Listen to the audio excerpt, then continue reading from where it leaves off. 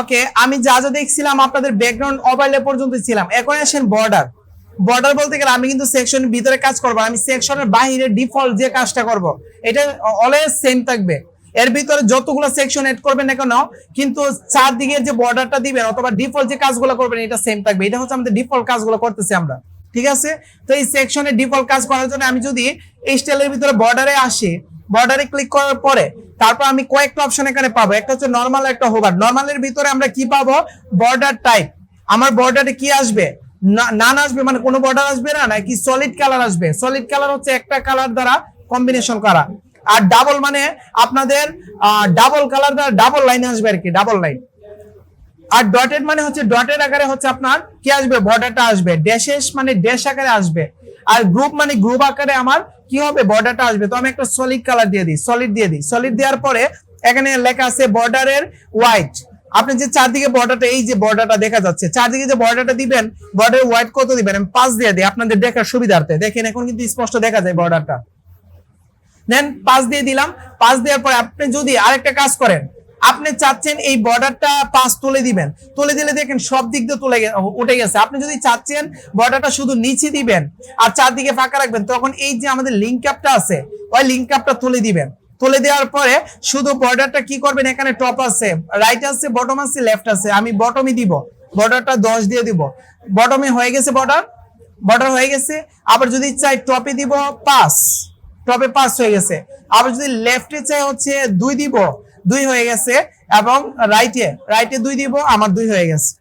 Sorry, এটা left, এটা right. তো আমি নিজের ইচ্ছা মতো আমি বর্ডারটা দিয়ে দিলাম। দেওয়ার পরে তারপরে নিচে আসে বর্ডারের কালার। তো এখানে যদি আমি ক্লিক করি, বর্ডারের একটা কালার দিয়ে দিব, সবুজ কালার দিয়ে দিই। আমার ফেভারিট কালার হচ্ছে সবুজ, এখানে দিই আর কি। লাল দিলে স্পষ্ট দেখা যাবে। আচ্ছা, এইটা দিয়ে দিলাম। ওইটা দেওয়ার পরে তারপরে বর্ডার রেডিয়াস, এই যে বর্ডারটা দেওয়া হয়েছে, বর্ডারের চারদিকে আমি রেডিয়াস দিতে পারবো। রেডিয়াসের ভিতরে যদি আমি 5 দেই, চারদিকে আমার কি হয়ে যাবে? রেডিয়াস হয়ে যাবে। রেডিয়াস চারদিকে কমে গেছে, কিন্তু আমি চাইলে স্পেসিফিক ভাবে আমি রেডিয়াসটা দিতে পারবো। কিভাবে? আমি লিঙ্কটা তুলে দিব, তুলে দিয়ে আমি দিব উপরে দিব 50 রেডিয়াস। দেখেন হয়ে গেছে। তারপরে 50 এর পরে রাইট মানে এটা রাইট সাইড দিব হচ্ছে রেডিয়াস আমি দিব 0ই থাকুক, কিছু দিব না। বটমে দিব হচ্ছে 50। দেখেন একটা স্টাইল হয়ে গেছে। তারপরে এখানে দিব না, দেখছেন এখানে কোন একটা স্টাইল হয়ে গেছে না? আপনারা চাইলে আরো অনেকগুলো স্টাইল আছে, তো এখানে 100 না, আমি আরো বাড়াই দিই 200।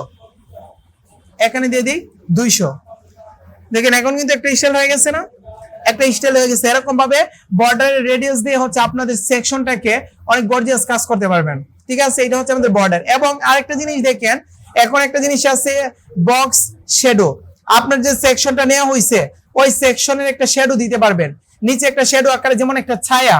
আপনি যেখানে দাঁড়ায় আছেন, দেখবেন আপনার রূপ যদি আপনার উপরে পড়ে, একটা ছায়া পড়বে না পিছনে, এই ছায়াটা হচ্ছে শ্যাডো। তো এই শ্যাডোটা আপনি দিতে পারবেন সেকশনের উপরে।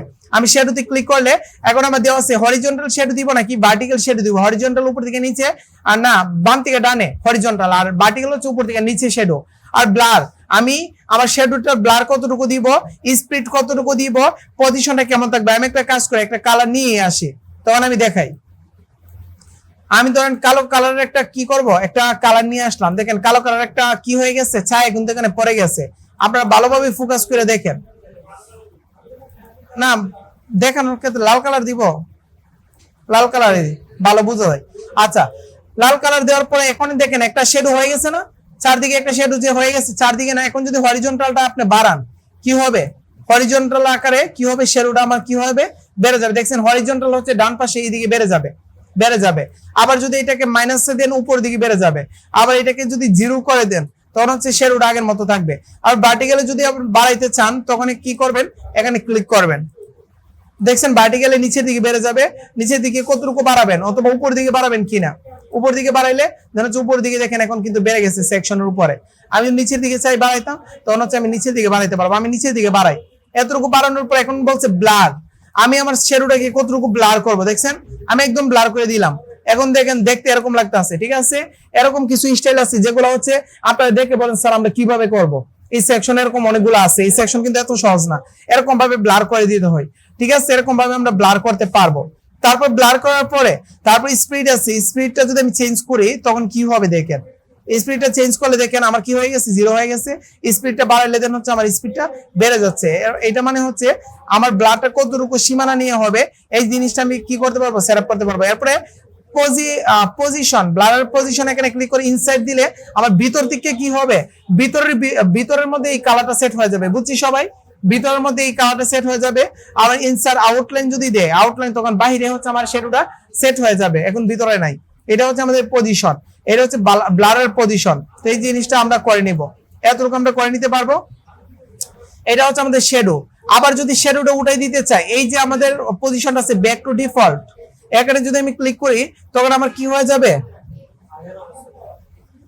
তখন হচ্ছে আমার অফ করে ফেলতে হবে। তখন এখানে ক্লিক করব, ক্লিক করলে দেন হচ্ছে আমার কি হয়ে যাবে, আমার শ্যাডোটা অফ হয়ে যাবে, সম্পূর্ণ শ্যাডোটা অফ হয়ে যাবে। এটা হচ্ছে আমাদের শ্যাডোর কাজ। এটা হচ্ছে আমাদের বর্ডার। এর ভিতরে বর্ডারের আরেকটা অপশন আছে, সেটা হচ্ছে হোভার। হোভারের ভিতরে ক্লিক করলে কেউ যদি আমার এই যে বর্ডারে ক্লিক করে, এখন কিন্তু আমার ইমেজের ভিতরে কাজ হবে না, আমার বর্ডারে কাজ হবে। আমার যদি এখানে হোভারে ক্লিক করি তখন টাইপ কি দিব, টাইপের ভিতরে আমি কি করব, আমি ডটেড দিয়ে দিব, ডটেড দিয়ে দিব। কেউ যদি হোভার করে দেখেন আমার ডটেড হয়ে গেছে না বর্ডারটা, আমার বর্ডার কিন্তু এখন ডটেড হয়ে গেছে, ডটেড হয়ে গেল। তারপরে আমি কি করব, আমি কেউ যদি হোভার করে ডটেড দেওয়ার পরে এর বর্ডারের ওয়াইড দিয়ে দিব, বর্ডারের ওয়াইড চারদিকে আমি দিব 25 পিক্সেল। দেখেন হোভার করলে কিন্তু এখন 25 পিক্সেল অটোমেটিকলি হয়ে যাবে, 25 পিক্সেল চারদিকে হয়ে যাবে। তো আমি 25 না 10 দিয়ে দিই, 10 দিয়ে দিলাম। তারপরে বর্ডারে একটা কালার দিব, এটা কিন্তু আমি করতেছি হচ্ছে আপনাদের হোভারের ক্ষেত্রে। তারপর হচ্ছে রেডিয়াস দিব, রেডিয়াস দিয়ে দিব 100। দেন হচ্ছে শ্যাডো দেওয়ার দরকার, ট্রানজিশন দিয়ে দিব, একটু বাড়াই দিই। এখনই যদি আমি হোভার করি তো দেখেন কেমন হয়ে গেছে না, এখন সম্পূর্ণ প্যাটার্ন চেঞ্জ হয়ে গেছে। হোভার নিয়ে নিলে একরকম, হোভার করলে একরকম, এখন দেখতে ভালো লাগতেছে না, খুব সুন্দর একটা স্টাইল কিন্তু এখন হয়ে গেছে। তো এরকম ভাবে কি করতে পারবেন আপনারা, হচ্ছে বর্ডারের মাধ্যমে কাজ করতে পারবেন। সিম্পল বর্ডারের মাধ্যমে কি সুন্দর একটা কাজ আমাদের হয়ে গেল। ঠিক আছে, এই বর্ডারের মাধ্যমে কাজ করবেন। আশা করি বর্ডারের ভিতরে আর তেমন কিছু নাই। দেখছেন সিম্পল, আপনারা তো বুঝেন শুধু বর্ডার দিয়ে দিলে হয়ে যাবে, কিন্তু বর্ডারের মাধ্যমে কত সুন্দর একটা ডিজাইন করা যায় এই জিনিসটা কিন্তু আমরা জানি না। তো এই জিনিসটা আমরা করে নিতে পারবো। এটা হচ্ছে আমাদের বর্ডারের কাজ। বর্ডারের পরে আমাদের কি আছে, শেপ ডিভাইডার। এই শেপ ডিভাইডারের ভিতরে যদি আমি ক্লিক করি আমার এই সেকশনের একটা শেপ দিতে পারবো। শেপ মানে টপ থেকে আসবে নাকি বটম থেকে আসবে। আমি যদি টপে দেই, টপে দেওয়ার পরে টাইপের ভিতরে ক্লিক করে আমি আমার শেপ দিতে পারবো। আমি যদি জিগজ্যাগ দেই তখন কি হবে, আমার এই জিনিসটা হচ্ছে আমি একটা লেখার ভিতরে অ্যাপ্লাই করব, লেখার ভিতরে আমি অ্যাপ্লাই করবো। এখন আপাতত নান করি, নান মানে জিগজ্যাগ মানে যে কোনো একটা লেখার নিচে যদি এরকম ভাবে আমরা একটা লেখা লিখি না, টাইটেল লেখার পরে কিন্তু নিচে একটা দাগ দেই, নিচে দাগ না দিয়ে যদি এরকম ভাবে সাপের মতো দাগ দিয়ে দিই, এগুলোকে বলা হয় জিগজ্যাগ স্টাইল। এখানে যদি ক্লিক করি এটা হচ্ছে আমাদের জিগজ্যাগ স্টাইল।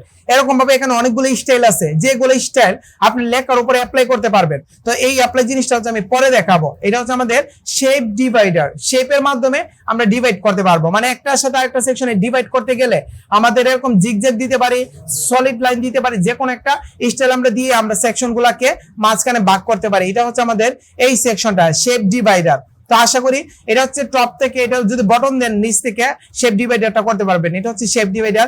তো আজকে গেল হচ্ছে বর্ডার এবং হচ্ছে আমাদের গেল শেপ ডিভাইডার। তো এই জিনিসটা আশা করি সবাই মোটামুটি বুঝছে আমাদের কাজটা। ঠিক আছে।